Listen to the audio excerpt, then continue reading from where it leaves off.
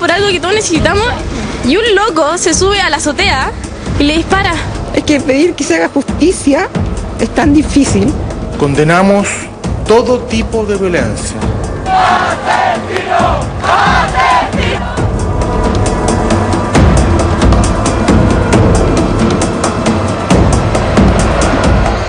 Es impresentable que se mantenga en el cargo al señor Jorrat. Yo creo que cometió un error conforme a lo que él mismo había señalado. Queremos darle 72 horas para que tome una decisión. Hemos tenido que tomar una decisión dolorosa para nosotros hoy día, de pedirle la renuncia a Michel Jorrat. Este problema no se resuelve solo con la salida de Michel Jorrat. Se tiene que resolver también con la salida del subdirector jurídico Cristian Vargas.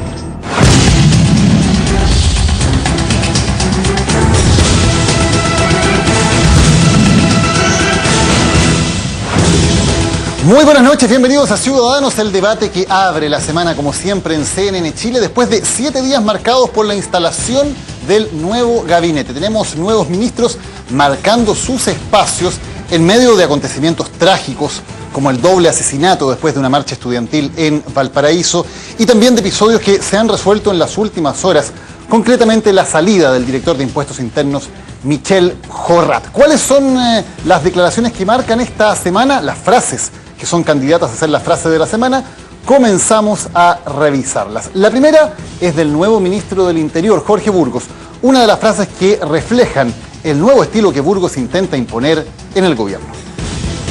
No nos gustan las retroexcavadoras porque andan para atrás. Yo creo que este país necesita andar hacia adelante. Al día siguiente del cambio de gabinete, uno de los hechos más curiosos de la semana, la aparición de Erika Silva, la ex colaboradora de Sebastián Dávalos, que se paseó por La Moneda y dijo lo siguiente. Sebastián Dávalos tiene que... La presidenta dijo, fue imprudente. Sebastián Dávalos vino y renunció cuando asumió lo que podía provocar al gobierno. Pero Sebastián Dávalos no tenía por qué aguantar que ciertas cosas pasaran. Yo, como su jefa de gabinete, que no tengo ninguna red política, no quiero pasar a la historia como la jefa de gabinete de un hombre que se quedó taimado en Caburga y que por eso no se vino. Luego pasaron estas definiciones entre los nuevos ministros. El primero que intentó marcar algo de territorio, saliéndose, eso sí, un paso de su territorio natural, fue el nuevo ministro secretario general de la presidencia, Jorge Insunza, cuestionando al director de Impuestos Internos. Ha sido un factor también de mucho desgaste y yo creo que también ha sido una fuente de incertidumbre, y más aún de incertidumbre también de desconfianza. Y eso no tiene una explicación razonable y lo que no tiene una explicación razonable no se explica. No era una explicación razonable la de Jorrat, decía el ministro Insunza. Hacienda dijo, este asunto es mío, que no se meta en otros ministerios, y finalmente hoy se tomó la resolución final. La salida de Michel Jorrat, así la explicó el nuevo ministro de Hacienda, Rodrigo Valdés. Que él es un hombre probo, honesto, y su salida tiene que ver exclusivamente con proteger el servicio de impuestos internos, de sacarlo de los diarios, para que vuelva a hacer el trabajo que siempre nos ha tenido tan orgullosos como chilenos. Burgos, Silva, Insunza y Valdés, los 4 candidatos a la frase de la semana que comenzamos a discutir aquí con nuestros panelistas en Ciudadanos. Laura Albornoz, Hernán Larraín, Francisco Covarrubias, Alberto Mayor, gracias por acompañarnos. Gracias. Alberto, ¿cuál es la frase de la semana? Me parece que la más importante es la de Burgos, marca claramente una orientación para el gobierno, enfrenta además una frase importante de un presidente de un partido del conglomerado, del partido de Peñalillo, golpea al mismo sector, le da dirección a todo el escenario, toma sentido gracias a la frase de Burgos. Las otras hay para todos los gustos, desde las medidas, desde las frases propiciatorias de toda esta renuncia de Jorrat hasta el realismo mágico del gabinete de Dávalos, pero más allá de eso, yo creo que claramente Burgos es lo más importante. Francisco. Bueno, escuchamos lo de Erika Silva, me parece folclórico, no da para hacer frase de la semana, pero fue una cosa rara. En todo caso, estoy entre Burgos, que creo que marca, como dice Alberto, lo que el gobierno o lo que él cree que debe ser el ministro del Interior, y por lo tanto creo que tiene una inmensa significación política. Pero me voy a quedar con la frase de Rodrigo Valdés, a quien lo vi un poco nervioso anunciando esta salida de Jorrat, pero que creo que tiene una enorme significancia, porque hay que acordarse, y después probablemente vamos a hablar del tema, pero hay que acordarse que Jorrat hace un mes había sido ratificado por el gobierno y hoy en la primera medida realmente importante, trascendental, Rodrigo Valdés marca el fin de la era Jorrat. Me quedo con esa. Ok, Laura. A mí no me gustó la pauta del programa. Yo no concuerdo con ninguna de esas 4 frases, más bien en todo un mismo sector. Yo me gustaría hablar de la no frase del presidente Piñera, porque ha estado silente pese a tener mucho embargado, ¿no? Embargado en el sentido de que él está muy involucrado, ¿no? Y lo hemos visto silente respecto de sus propias boletas, sus hijos, no lo hemos escuchado hablar. Pero como no lo mencionamos siquiera, esperaré que él hable. Frase de la semana, por Laura, claro, esperaremos que hable. Entonces me quedo con lo dicho por Hernán Larraín padre, que no fue frase, pero que es una posición clara respecto. Hoy día el gobierno ha hecho algo, le pidió la renuncia a Jorrat. Hernán Larraín, presidente de la UDI, dice: esperamos también la actuación respecto de quién es el segundo, que también tuvo una actuación negligente respecto al perdonazo de Johnson, ¿fue cierto? No, de otra persona. Él de lo que está pidiendo la salida del subdirector jurídico. El que queda ahora es el subrogante. Él es el subrogante. Es el que son 2 personas distintas, y lo que pidiendo Larraín es la salida del subdirector jurídico Cristian Vargas, con el cual se produjo el conflicto con Jorrat y conocimos los mails públicamente a través del tercer el día de ayer. La del que hizo el perdonazo, no el del que hizo el perdonazo. No, personas distintas. No me confunda los actores. Entonces... Vuelve a uno de los 4, que son todos de la nueva mayoría, Erika incluida. Es insólito eso, Erika incluida. Si no hacemos cuoteo político en las frases, nosotros elegimos las 4 que nos parecen más interesantes. No usan el binominal. No usamos porque como cuando se reformó... Que en la derecha ya no existe. No, yo paso entonces. Ok, pasa. Eso sí que es muy propio de la nueva mayoría. Oiga, yo creo que una mención honrosa para Valdés. Yo creo que haber sacado a Jorrat es una señal de autoridad, de un antes y un después, y está demostrando que viene a mandar. Pero me voy a quedar con la frase de Burgos. Yo creo que la cuestión de fondo respecto a este cambio de gabinete son las interpretaciones de cuál es el nuevo rumbo que va a tener el gobierno de Michelle Bachelet hoy.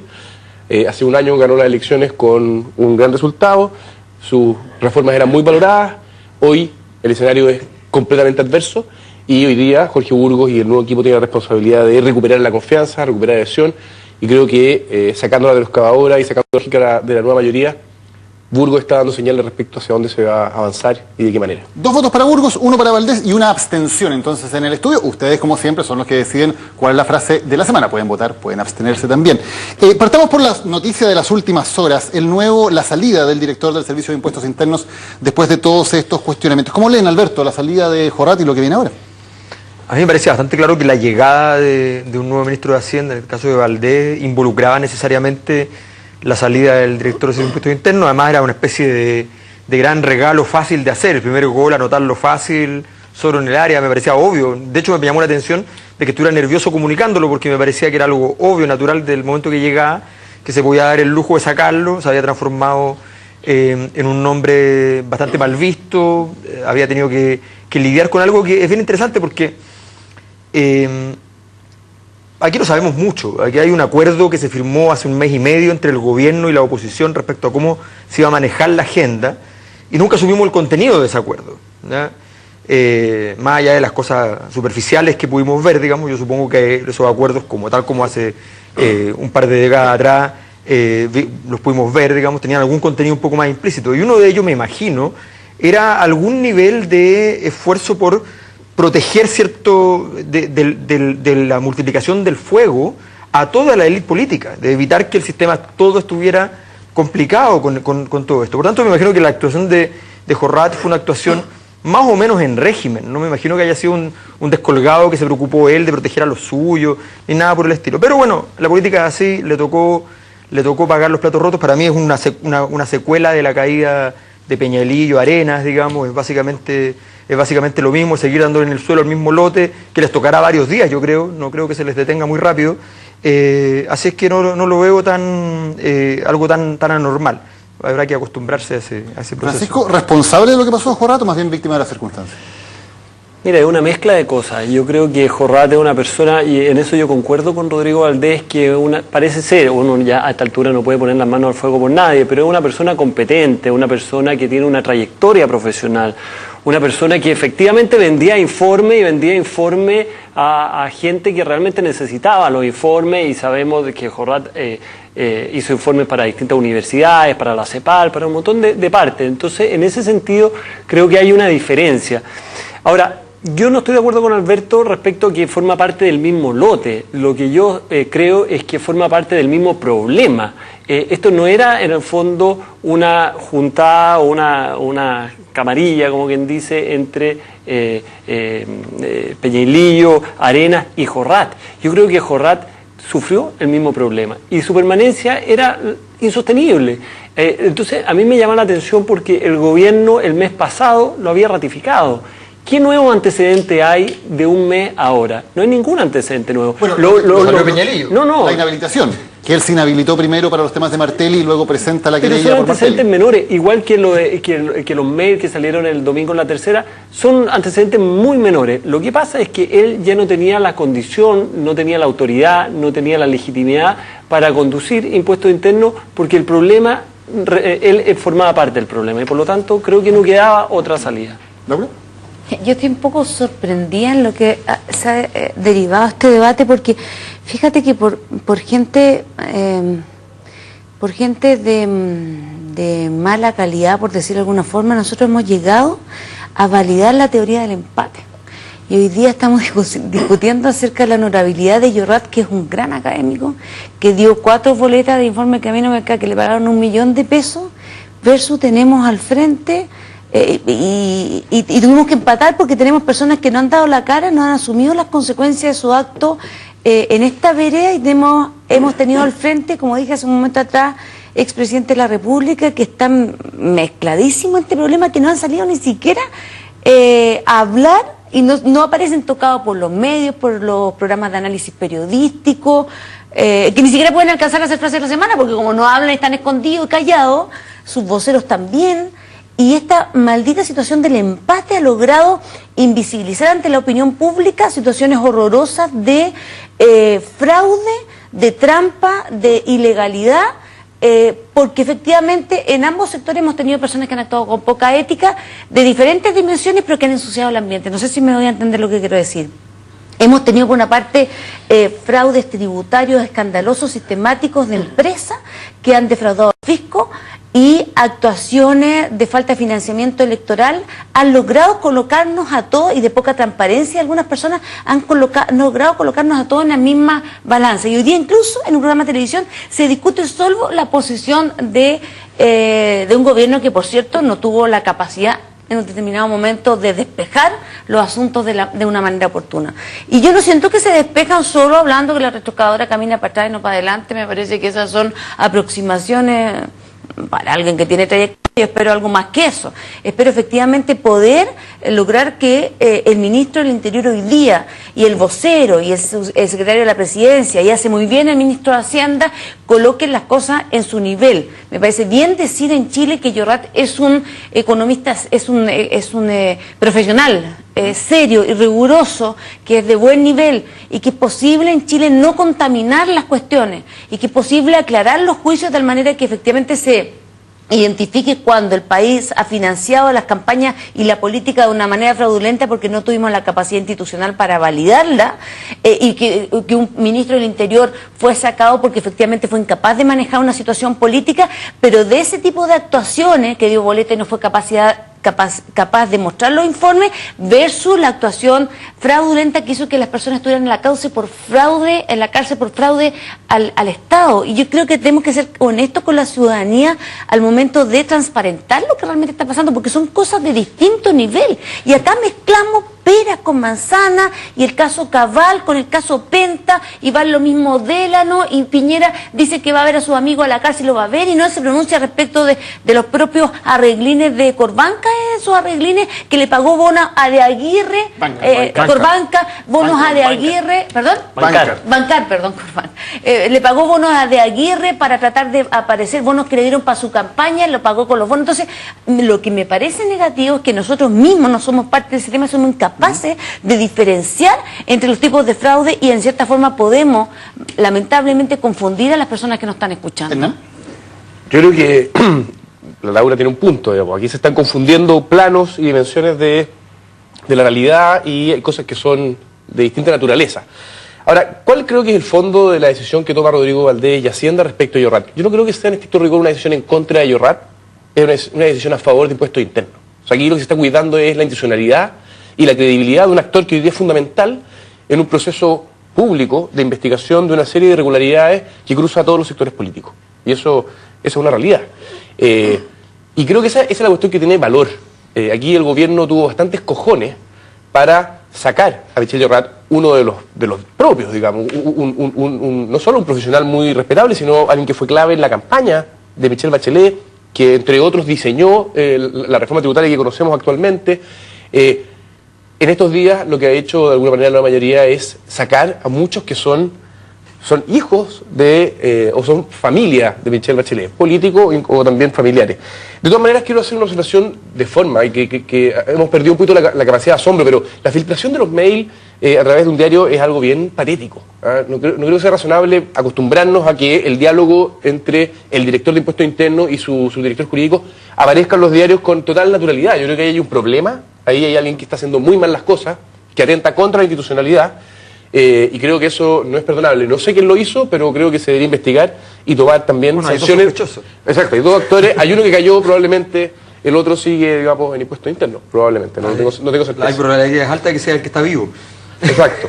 Ahora, hay hechos objetivos que pasaron la última semana. Todo esto se parte por este reportaje de CIPER, donde se cuenta que el director Jorrat le ha quitado al subdirector jurídico la facultad para presentar acciones por una discrepancia sobre si había que presentar ya o demorar un poco más las querellas contra Noboa y Martelli.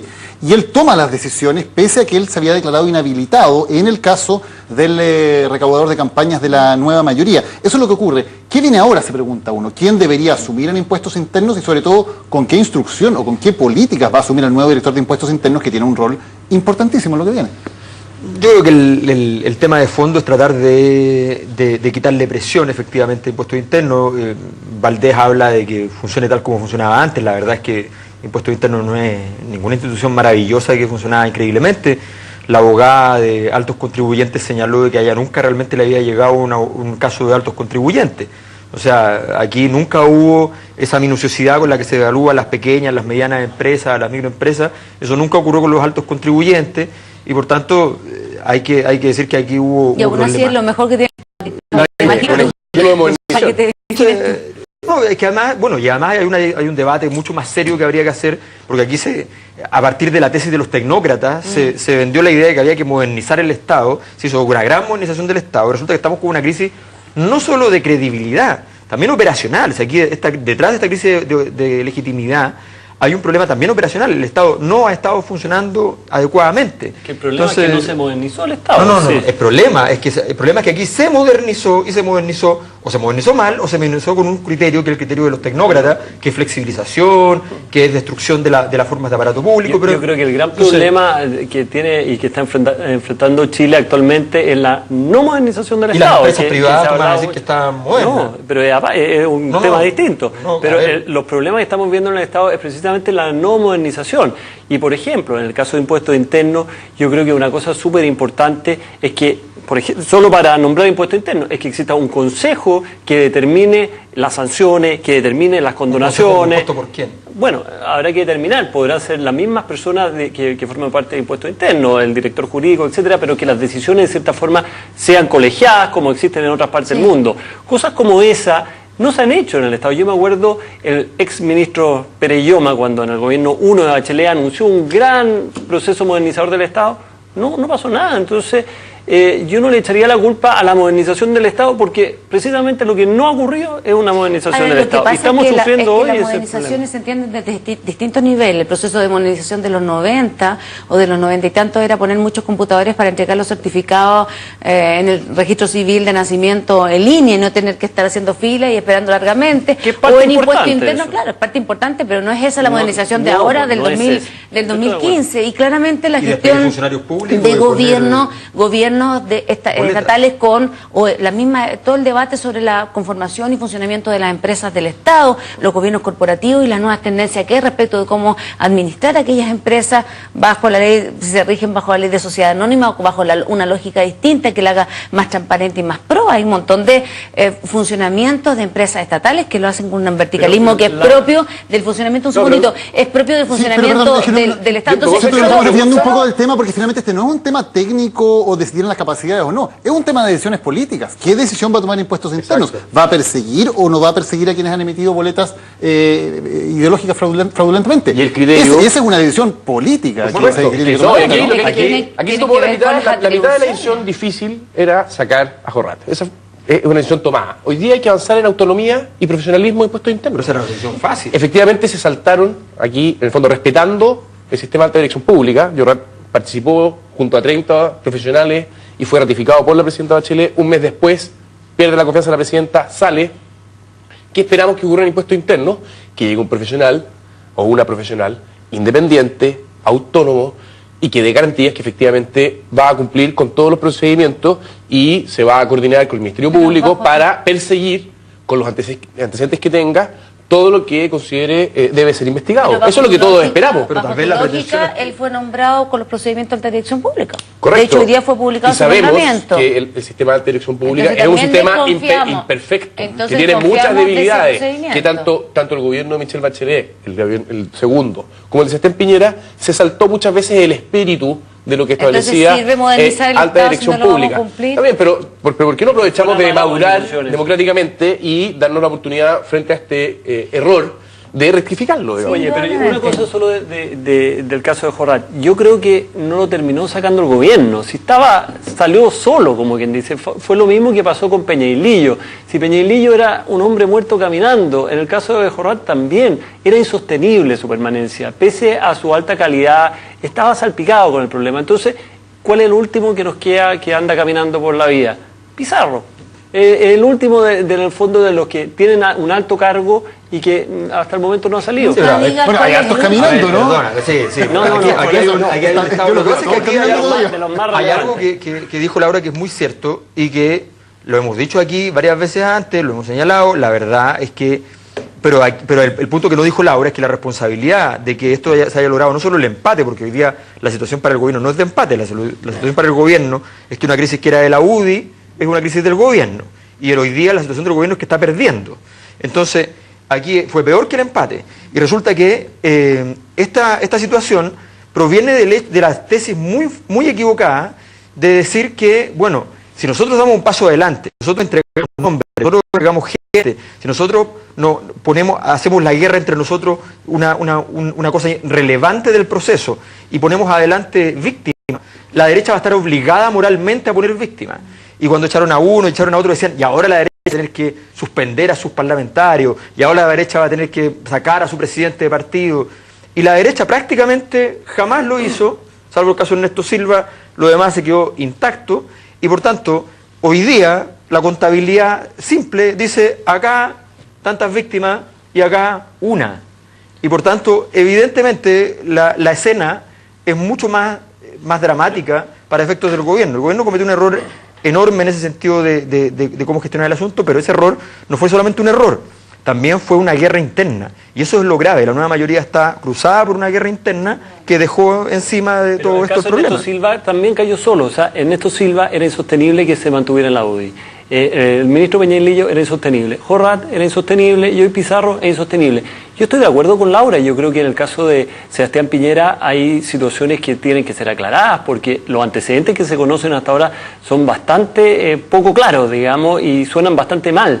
Pero la responsabilidad de una persona que hoy no participa del gobierno es distinta a la responsabilidad de quien detenta el poder del gobierno y en el fondo que tiene que tomar decisiones, que tiene que determinar contra quién querellarse, que tiene que tomar todo el ámbito de decisiones públicas. Que tenga responsabilidades cuando fue gobernante y ejerció, porque lo que estamos cuestionando justamente tendrán que determinarse el poder de tráfico de influencia y el poder... Tendrán que determinarse, pero pausa inmediatamente con este debate, estos ciudadanos de CNN Chile.